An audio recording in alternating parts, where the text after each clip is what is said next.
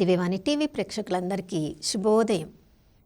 యేసుక్రీస్తు పరిశుద్ధ నామంలో ప్రియులారా, మీ అందరికీ స్వాగతం, సుస్వాగతం.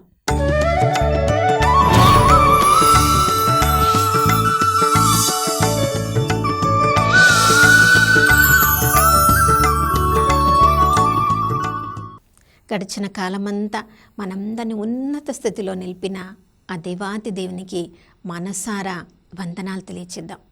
ఈ నూతన ఉదయంలో కూడా దేవుని ప్రేమ తరిగిపోలేదు, ఆయన కరుణ సమసిపోలేదు. ప్రతి నూతన ఉదయం లాగానే ఈరోజు కూడా నూతనంగా తన ప్రేమను, కరుణను, కటాక్షాన్ని మనందరిపై ఆ ప్రభు కుమ్మరించారు. ప్రియులారా, ఆ గొప్ప దేవుని ప్రేమ మనకి తోడుగా ఉండగా ఈరోజు ఏ పరిస్థితి కూడా మనల్ని కృంగతీయలేదు.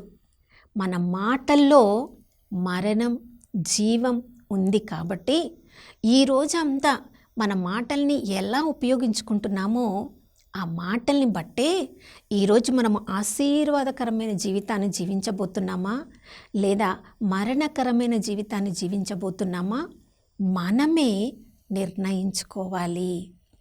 ఎవరి మాటలు మనము అవి నమ్మనంత వరకు అవి మన జీవితాన్ని మార్చివేయలేవు. ప్రియులారా, ప్రార్థనకు కొన్నిసార్లు గొప్ప గొప్ప దైవజనుల దగ్గరికి వెళ్ళినప్పుడు వారు దేవుని వాగ్దానం ప్రకారము మన జీవితము మారాలని మనల్ని ఆశీర్వదించినప్పటికీ ఆ మాటలను మనము విశ్వసించకపోతే వారి మాటల్లో ఎంత బలం ఉన్నప్పటికీ అది మన జీవితాన్ని మార్చలేదు ప్రియులారా. కానీ ఏ మాటలనైతే మనము నమ్ముతున్నామో, మన నోటితో పలుకుతున్నామో ఆ మాటలు మన జీవితాన్ని మార్చివేస్తాయి. అది ధన్యకరంగా కావచ్చు, నాశనకరంగా కావచ్చు. సామెతల గ్రంథం 18వ అధ్యాయం 21, 22 వచనాల్లో ఈ విధంగా చదువుతున్నాం. నాలుకను బట్టి నరుని జీవితం ఉండును, జిహ్వను బట్టి నరుని జీవిత విధానం ఉండును. మరణము, జీవము మన నాలుక మీదనే ఉంది. నరుడు నాలుకను ఏ విధంగా వాడుకుంటాడో దాన్ని బట్టి ఆ మాటల యొక్క ఫలితాన్ని అనుభవిస్తారు. ప్రియులారా, ఒకే సమయంలో మంచి మాటలు మాట్లాడవచ్చు, చెడు మాటలు మాట్లాడవచ్చు. మంచి మాటలు మాట్లాడితే మంచి జరుగుతుంది, చెడు మాటలు మాట్లాడితే చెడు జరుగుతుంది. కాబట్టి మనం మాటలు మాట్లాడుతున్నప్పుడు ఎంత జాగ్రత్తగా ఆలోచించి మాట్లాడాలి కదా. చూడండి ప్రియులారా, సాధారణమైన మన మనుషులము మనమే అంత జాగ్రత్తగా మాట్లాడాలి మాత్రమే కాదు, గొప్ప గొప్ప దైవజనుల జీవితాన్ని చూసినప్పుడు కూడా బైబిల్ గ్రంథంలో కూడా ఒకవైపు వాళ్ళ మాటలు ఎంతోమందికి ఆశీర్వాదకరంగా ఉంటాయి, అదే సమయంలో వాళ్ళ మాటలు ఎంతోమందిని శాపగ్రస్తులుగా కూడా మార్చగలుగుతున్నాయి. అంటే వాళ్ళ జీవితాలు బైబిల్ గ్రంథంలో ఎందుకు ఆ విధంగా వ్రాయబడ్డాయి అంటే మనకి మార్గచూపరిగా ఉండడానికి. మనం గొప్ప దైవజనులను పిలువబడ్డం కాదు, మన నోటిలోంచి వచ్చే ఒక్కొక్క మాట ఎంతమందిని ఆశీర్వదిస్తుంది, ఎంతమందిని కృంగతీస్తుంది మనము ఆలోచించి కానీ మాట్లాడకూడదు. ప్రియులారా, చూడండి, ఒక నదిని చూసినప్పుడు ఆ నదిని చూడగానే మనకి మంచి ఆలోచన కలుగుతుంది. ఎందుకంటే నదిలో నీరు, మంచి నీరు ఉంటాయి, అది త్రాగడానికి ఉపయోగపడతాయి, ఎన్నెన్నో మనకి కార్యాలు జరిపించుకోవడానికి ఉపయోగపడతాయి. ఏ నదిలోనైనా చేదు నీరు మనం చూసామా? కానీ మనము మంచి మనుషుల్లాగానే కనిపిస్తాం, కానీ ఎల్లప్పుడూ మంచి మాటలే వస్తాయని మన గురించి మనం చెప్పుకోగలమా? ఎవరైనా మన గురించి చెప్పగలరా? అందుకనే ఆచితూచి మన మాటలు మాట్లాడాలి ప్రియులారా. గొప్ప దైవజనుడు ఎలీషా ప్రవక్త జీవితంలో కూడా ఆయన నోటిలో నుంచి అప్పుడే మంచి మాటలు వచ్చాయి, అప్పుడే శాపకరమైన మాటలు రాగలిగాయి. అంటే సాధారణమైన మనుషుల మనము మన మాటల గురించి ఎంత జాగ్రత్త పడాలి కదా. రాజుల 2వ గ్రంథం 2వ అధ్యాయం మొదట్లో మనం చదువుతున్నాం. అప్పుడు ఆ రోజు ఎలియా ప్రవక్త తన గురువు తన దగ్గర నుంచి వెళ్ళిపోవలసిన రోజు. ఆ సత్యము తనకి తెలుసు, తన గురువు ఎలియా ప్రవక్తకు కూడా తెలుసు. ఎలియా ప్రవక్త మరలా చెప్తున్నాడు, ఇక నువ్వు ఇక్కడ బేతేలులో ఆగిపో, ఈ యోర్దానులో ఆగిపో, యెరికోలో ఆగిపో. ఒక్కొక్క స్థలానికి వాళ్ళు వెళ్తూ ఉన్నప్పుడు ఎలియా ప్రవక్త, నేను ఇక వెళ్ళిపోయే రోజు ఇది, నువ్వు నన్ను అనుసరించలేవు, ఇక్కడ ఆగిపో అని మరలా చెప్తున్నప్పుడు ఎలీషా ప్రవక్త దాన్ని స్వీకరించలేదు ప్రియులారా. మరలా తను చెప్తున్నాడు, యావే తోడు, ఈరోజు నేను నిన్ను వదిలిపెట్టను, ఎప్పటి వరకంటే నీ యొక్క అభిషేకము రెండంతల నేను పొందే వరకు నేను నిన్ను వదిలిపెట్టను. ప్రియులారా చూడండి ఎంత స్థిరంగా నిర్ణయించుకున్నాడో. జీవం తను పొందాలి, రెండంతల అభిషేకం పొందాలి, అది పొందే వరకు నేను నిన్ను వదిలిపెట్టను. అతని విశ్వాసం ప్రకారం, అతడు అనుసరించిన విధంగా, తను స్థిరమైన మాటలు పలికిన విధంగా రెండంతల అభిషేకం పొందినవాడు.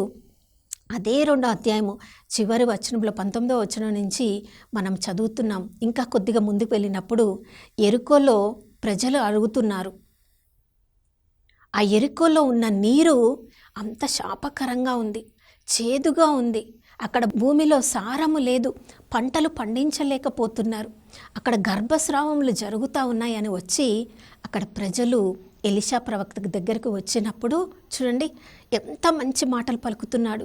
ఒక క్రొత్త పాత్రలో కొంచెం ఉప్పు వేసుకొని తీసుకొని రండి అని తీసుకొని వచ్చి, ఎక్కడైతే ఆ నీటి జలధార ఆరంభమవుతుందో ఆ నీటిలో కలిపి తన నోటిలో నుంచి పలుకుతున్నాడు, ఇది ప్రభువు ఆజ్ఞ, ఇక్క నుండి ఈ నీరు మంచి నీరుగా మారిపోయింది, ఇక్క నుండి ఈ నీరు ఎక్కడెక్కడ ప్రవహిస్తుందో అక్కడ భూమి మంచి పంటనిస్తుంది, ఇక ఎక్కడ కూడా గర్భస్రావములు జరగవు అని అంత మంచి మాట పలికి ఆ యెరికో పట్టణాన్ని మొత్తాన్ని ఆశీర్వదించిన ఆ ప్రవక్త మరి కొద్దిసేపట్లో ఆ స్థలమును వీడి ఇంకొక స్థలానికి వెళ్తున్నాడు.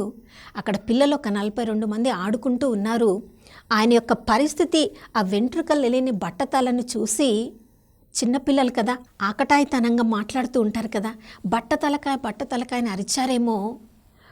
కొద్ది క్షణాల ముందే ఆ పట్టణాన్ని ఆశీర్వదించిన ప్రవక్త వాళ్ళు తనలో ఉన్న ఒక్క లక్షణాన్ని చూసి వాళ్ళు గేలి చేసినప్పుడు అది తట్టుకోలేక యావే దేవుని పేర వాళ్ళని శపించినప్పుడు 42 మందిని 2 ఎలుక బంట్లు వచ్చి వాళ్ళని చీల్చివేశాయి. ఒకవైపు ఆయన పేరుని చెప్పుకొని గొప్పగా చెప్పారేమో, మరొక వైపు ఆ 42 మంది తల్లుల ఆర్తనాదాలు విన్నప్పుడు అదే ప్రవక్తన ఇంతకు ముందే కదా ఇంత గొప్పగా మాట్లాడాడు, మనల్ని ఇంత గొప్పగా ఆశీర్వదించాడు అని, ఆ వ్యక్తినేనా ఇలా చేసింది అని కూడా ఆలోచించి ఉంటారు. కొద్దిసేపటి ముందే అదే నగరాన్ని ఆశీర్వదించిన వ్యక్తి మరికొద్దిసేపటి తర్వాత అంతమంది తల్లుల ఆర్తనాదానికి కారకుడయ్యాడంటే, ప్రియులారా మాటల్లో ఎంత జీవంనివ్వగలమో అంత మరణాన్ని కూడా అది కలిగించవచ్చు. గొప్ప ప్రవక్త అయిన ఎలీషా జీవితంలోనే అది జరిగిందంటే, సాధారణ వ్యక్తులమైన మన మాటల ద్వారా అది తప్పకుండా జరుగుతుందని ఎంతగా ఆచితూచి మనం మాట్లాడే ముందు జాగ్రత్త పడాలి కదా. ఒకవేళ తెలిసి తెలియక ఆలోచించకుండా మన మాటల ద్వారా ఎవరికైనా కన్నీరు కలిగించామేమో, ఎవరినైనా గాయపరచామేమో, ఆ పరిస్థితులన్నిటి బట్టి ఈ ఉదయకాలంలో క్షమాపణ అడుగుదాం. మన మాటలు ఇతరులకు జీవంగా మారడానికి ప్రభు మనకు కృపను అనుగ్రహించమని ప్రార్థించుదాం. నాతో ప్రార్థనలో ఏకీభవించండి. పరిశుద్ధమైన దేవానికి స్తోత్రములు తండ్రి. సమూయేలు మొదటి గ్రంథం 25వ అధ్యాయంలో కూడా మేము చదువుతున్నాం ప్రభా. అబిగాయేలు తన మోటువాడైన తన భర్తను కాబోయే రాజు కోపము నుండైతే కాపాడగలిగింది, తన ప్రాణాన్ని నిలబెట్టగలిగింది. కానీ ప్రభా అదే అధ్యాయంలో చివరిలో చదువుతున్నాం, మత్తు యొక్క ప్రభావం కోల్పోయిన తర్వాత మరుసటి రోజు ఉదయము జరిగినది అంతా కూడా తన భర్తకు తెలిపినప్పుడు ఎంత భయంకరమైన పరిస్థితిని వివరించిందో అది విన్నప్పుడు అతడు నిశ్చేష్టుడై కొయ్యబారిపోయాడు, అనారోగ్యాన్ని పాలయ్యాడు, 10 రోజుల తర్వాత మరణించాడని చదువుతున్నాం. అక్కడ జరిగే ప్రమాదాన్నైతే ఆపగలిగింది, కానీ తన యొక్క మాటల యొక్క ఘాటుతనం వలన తన యొక్క భర్త ప్రాణాలను ఆమె నిలబెట్టలేకపోయింది. ప్రభా, కుటుంబంలో కొన్నిసార్లు మా మాటల వలన మా కుటుంబ సభ్యులను మేము గాయపరుస్తున్నామేమో, మమ్మల్ని నమ్మిన వారినే మేము గాయపరుస్తున్నామేమో.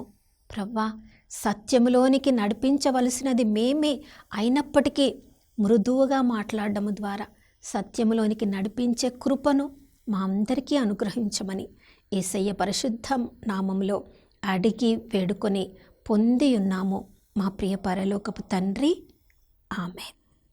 అవును ప్రియులారా, పేతురు భక్తుల్లాగా ప్రభు మాటల్లో ఏ విధంగా నిత్య జీవపు మాటలు ఉన్నాయో, మన ప్రతి మాట కూడా ఆ ప్రభు యొక్క నిత్య జీవపు మాటలు ఈరోజంతా ఉండునుగాక.